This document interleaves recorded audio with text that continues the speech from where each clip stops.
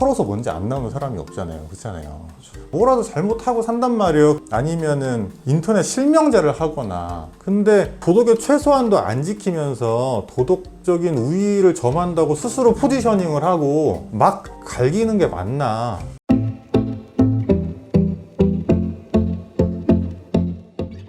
안녕하세요. 저는 법무법인에스의 박동찬 변호사라고 합니다. 하려고 하는 주제가 뭐냐면은 요즘에는 이제 사인 간에 있었던 일들인데 그거를 여론의 판단을 한 번씩 받아야지 끝나는 그런 문화가 좀 계속 돼 왔잖아요. 서로 그냥 아는 일이고 그거가 모든 그 전말이 다 드러난 다음에 종합적으로 판단을 해야지만이 알 수 있는 문제고, 또 사인 간에 있었던 일은 또 밖에선 사실 알 수가 없거든요. 단편적인 것만 봐서는. 근데 그런 거를 다 여론의 판단을 받아 봐야지 끝나는 그런 게 지금 무슨 콜로세움의 경기 보는 거 마냥 키워드로 말씀드리자면은 일종의 어떤 여론 재판 아니면 사적 제재 이런 게 고민이 들어서, 그럼 결국에는 명예훼손죄라는 거가 너무 사문화된 게 아니냐, 이런 생각이 조금 들어서 이게 이 주제를 고르게 되었습니다. 그래서 사실 이제 우리나라 형법에 있는 죄 중에서 그 죄의 존재를 조금 가볍게 생각한다고 얘기하긴 좀 그런데, 그냥 안 지켜도 되는 거 아닌가? 이런 생각을 사회적으로 이제 분위기상 있는 게 아닐까 싶을 정도로 이제 그런 분위기가 지속되고 있거든요. 근데 제가 이제 이걸 고민하면서 무슨 생각을 했냐면은, 제가 이제 대학교 졸업반 때 그 고려대학교에 그때 박경신이라는 교수님이 계셨었어요. 그분이 이제 쓴 책 중에서 진실유포죄라는 책이 있었는데, 그 내용이 뭐냐면은 형법으로 따지면은 307조 제 1항이 이제 사실적시 명예훼손이거든요. 그러니까 박경신 교수님이 그 책에서 하신 말씀은, 사실적시 명예훼손은 처벌을 하지 않는 게 좋다.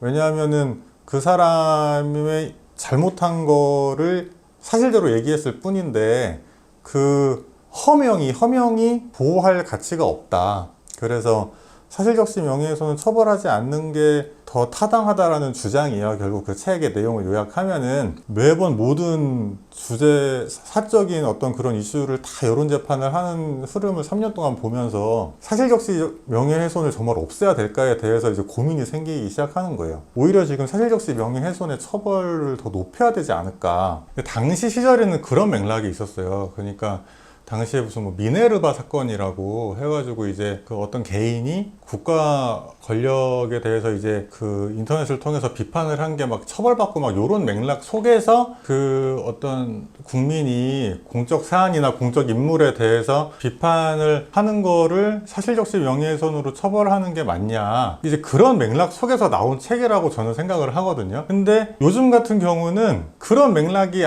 아닌 것 같은 거예요. 제 생각에는 그냥 완전히 사인 대 사인으로 싸우는 거를 다 콜로세움처럼 이제 다 방영을 하는 느낌이 있거든요. 그래서 박경신 교수님 책이랑 이게 아다리가 잘 안 맞는 게 있고, 그냥 다 사인 대 사인의 싸움이란 말이에요.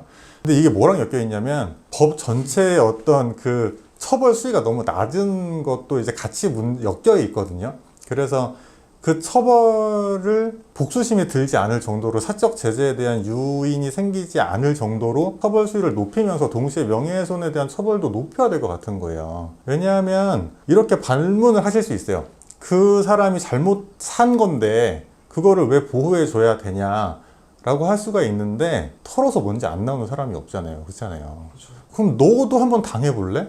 라고 하면은 자신 있는 사람이 없다니까요. 너는 그렇게 떳떳하게 살았어? 그럼 너도 한번 이런 재판 당해볼래? 하면 누가 하겠어요. 뭐라도 잘못하고 산단 말이에요. 그러면 다 센터 까이면 뭐라도 나오는데, 뭐 그렇게 탁상 공론처럼 뭐 잘못해 살았는데 그게 그거대로 얘기하는 게 왜 잘못이야라고 할 수가 없어요. 당하는 입장에서 생각을 해보면은. 그리고 또 뭐가 있냐면, 뭐 재미없는 얘기지만 헌법에 보면은 개인의 사생활은 보호받아야 된다는 게 헌법에도 이미 나오고 있고, 그리고 뭐가 문제냐면은, 그러니까 지금 여론재판은 실질적으로 이제 수치형이거든요.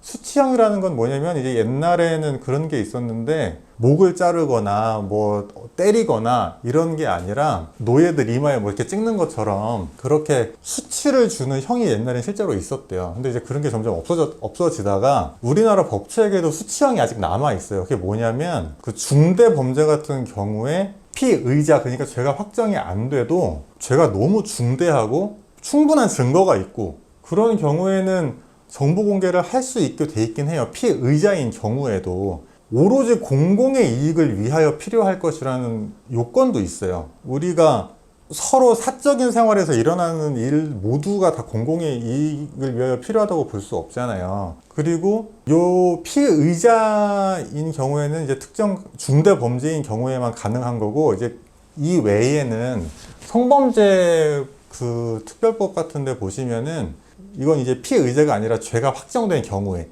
유죄로 확정된 경우에 그때도 요건이 있어요. 이제 판례에 따르면은 그런 꼭 공개해야 되는 필요를 판단을 하세요, 판사님들이. 그래가지고 그 경우에 한해서 또 성범죄자들의 경우에 신상 공개를 하게 돼 있거든요. 이렇게 엄격하게 법에 그 잘못한 사람의 얼굴을 까는 거에 대해서 엄격하게 있단 말이에요. 이렇게 우리가 특정한 경우에만 신상 공개를 할 수 있게 돼 있는 거를 우회해가지고 사적 제재를 하는 거란 말이에요. 법에 정해져 있지 않는 방식으로. 지금 이런 거를 어떻게 하면 막을 수 있을까에 대해서 고민을 하고 있었는데, 아까 말씀드린 것처럼 이것저것 찾아보다 보니까 이유를 조금 알겠는 거예요. 그러니까 아까 말씀드렸지만 현재 있는 법이 정해놓은 그 처벌 수위가 개인의 그 분노를 잠재우기엔 너무 약한 거예요. 그러니까 다른 이제 유튜버 방송도 제가 많이 봤는데 이제 그런 통계 같은 게 나와 있더라고요. 여론조사 같은 게 있는데 지금 현재 대한민국에 사시는 분들이 현재 그 법 처벌 수위가 다들 되게 낮다고 생각하신대요.